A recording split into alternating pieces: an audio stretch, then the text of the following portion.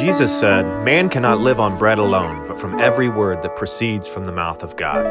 You're listening to Daily Truth. Now, these two signs, circumcision and Passover, as I've already said, it is a renewal of the covenant. We now have a new generation of Israelites. We have finally, after 40 years, the fulfillment of God's promise to give them the land. And the first thing that takes place is that the covenant oath is renewed. That this new generation comes into covenant with God through circumcision and renews that covenant even further with the Passover. And this is the very same that New Testament Christians practice today in terms of baptism and the Lord's Supper.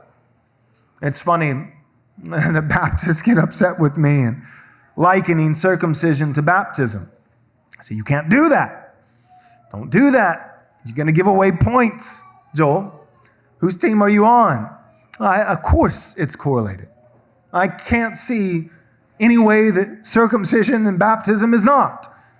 The only way that I differ from my Westminster brothers and sisters in the sense is that I would say this, that circumcision as a natural sign followed natural birth.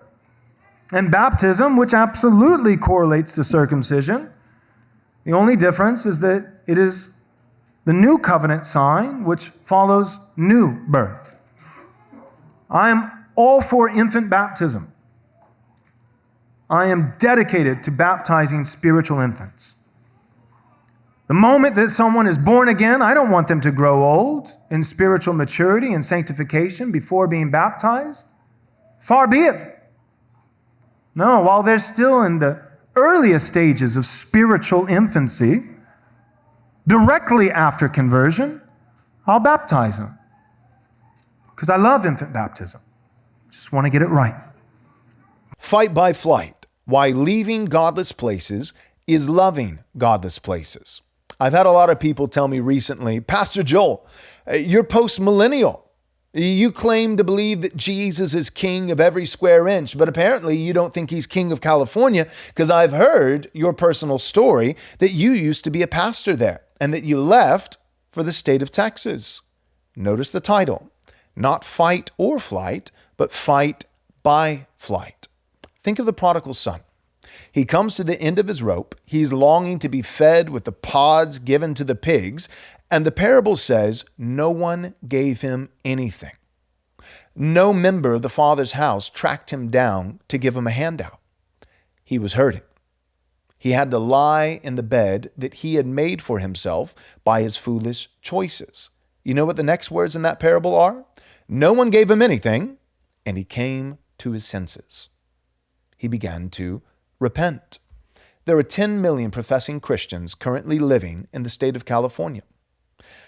What if they're fighting, but at the same time, while well-intentioned, they're also funding?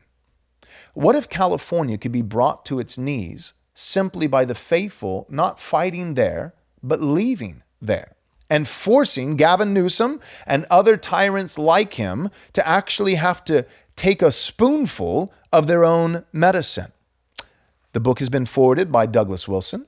It's been endorsed by Michael Foster. It's Good to Be a Man. Also Meg Basham, The Daily Wire, and Steve Dace from the Blaze Network. It's available on Amazon, as well as a cheaper copy that can be purchased right from our website, which is rightresponseministries.com. Check it out today.